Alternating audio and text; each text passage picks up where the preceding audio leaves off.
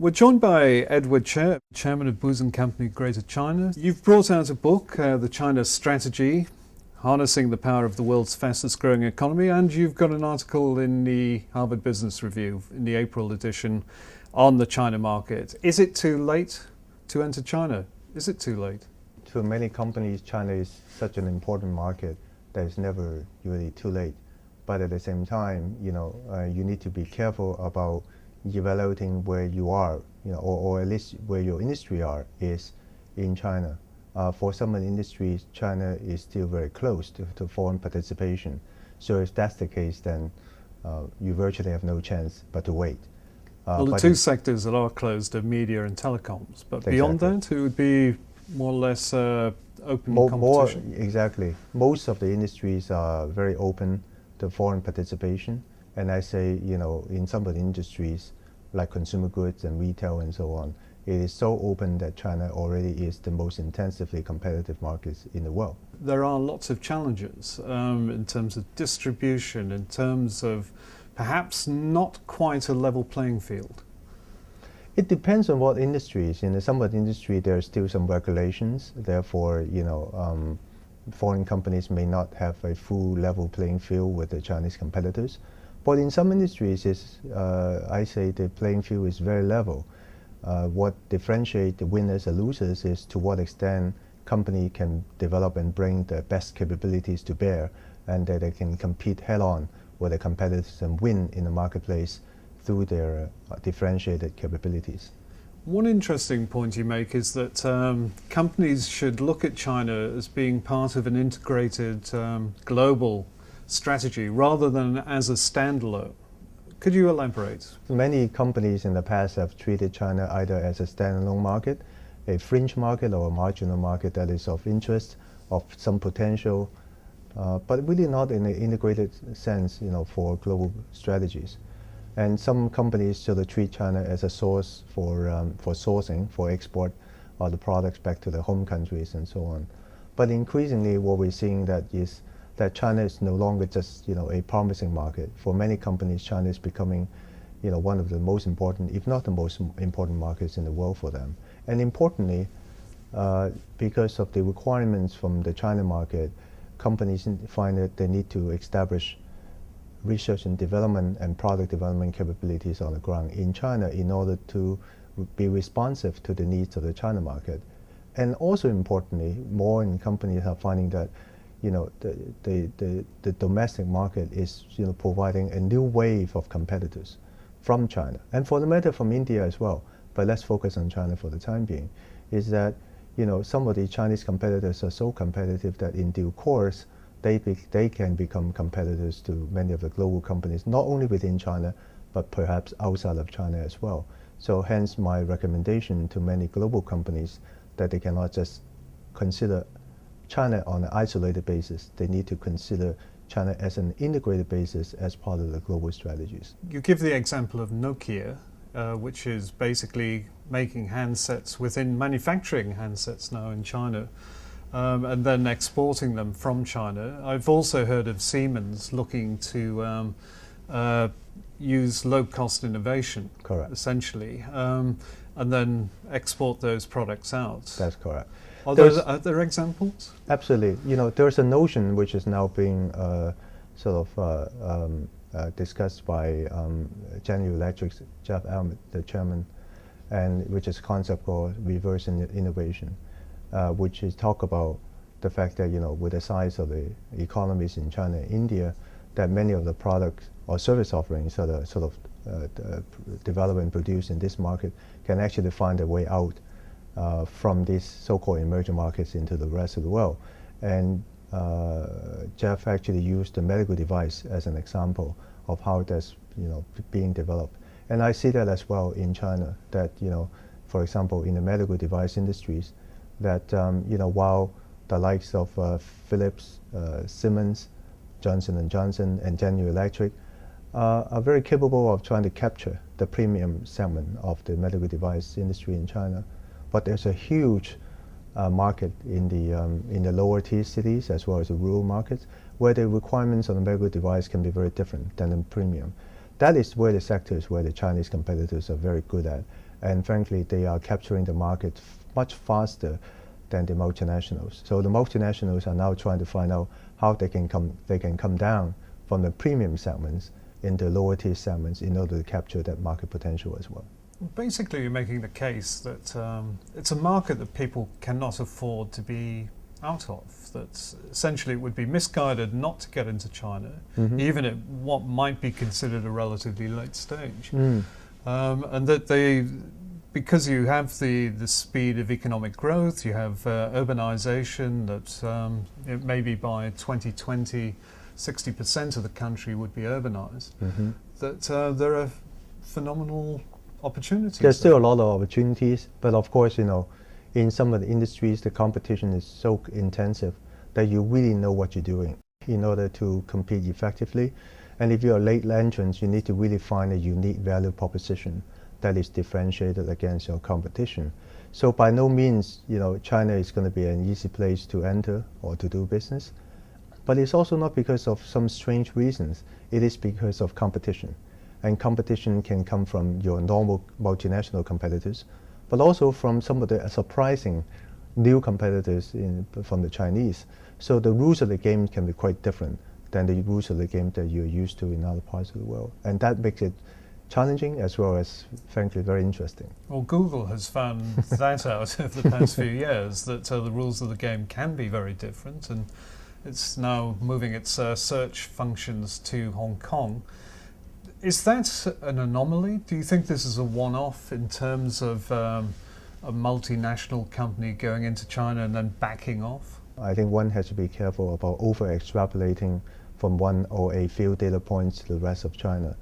If we take a step back and look at the evolution of China since its economic reform, and when I say economic reform, I'm really talking about starting in the early 90s, in particular 1992, when Deng Xiaoping made the visit to Shenzhen to encourage everyone to continue the economic reform. That if you take a long view, truly China has continued to open up and continue its integration with the rest of the world. Back to the Google question, of course, Google, has been operating in one of the probably the most sensitive sectors for the Chinese. In the Chinese communist terminology, they call it the propaganda sector, and therefore the Chinese government has always been very careful on how to manage that. Not only with with the foreigners, but also with the Chinese themselves or ourselves as well.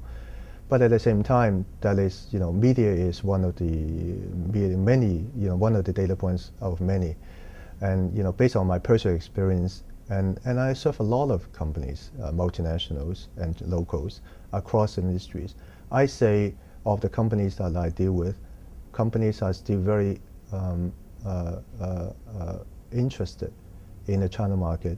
And in general, companies view, Chinese government continuous its opening up stance. Not everything is 100% smooth. There's some ups and downs and so on. But if you draw a trend line, the trend line is still towards a pretty favorable environment for foreign companies to do business in China.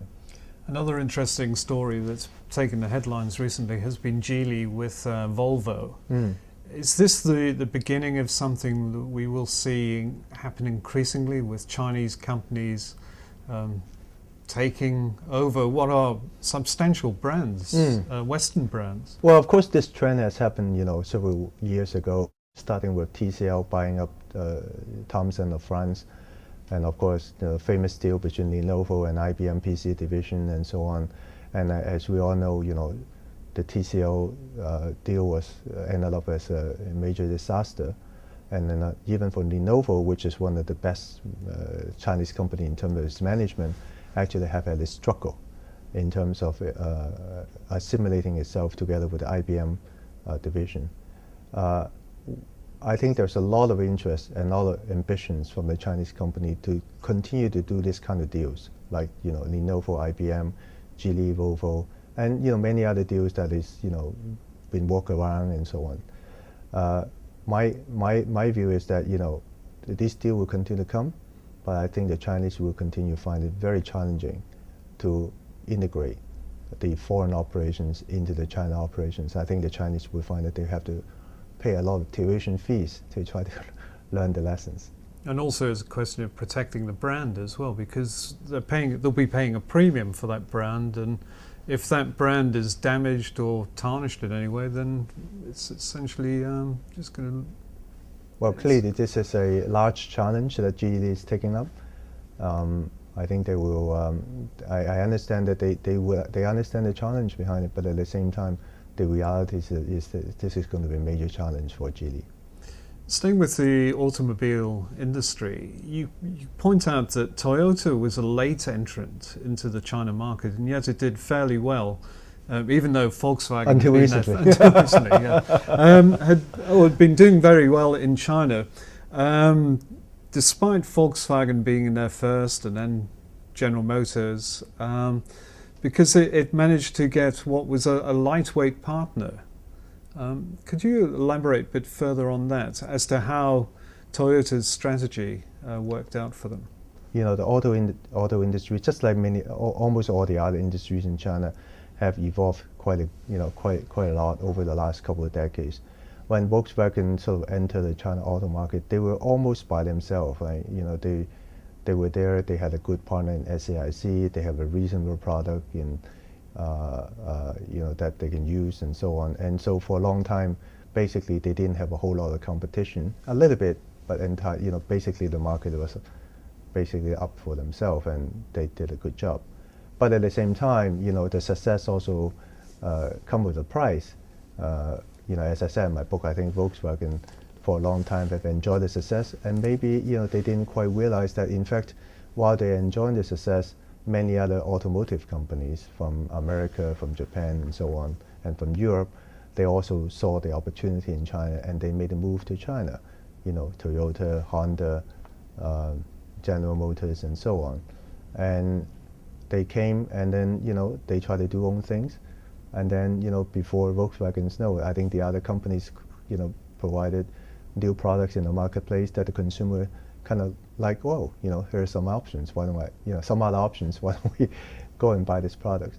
So I think the partnership strategy is important, because in China, the Chinese government requires foreign automakers to form joint ventures with local Chinese automakers, and the partnership strategy can make a difference on whether or not you'll be successful.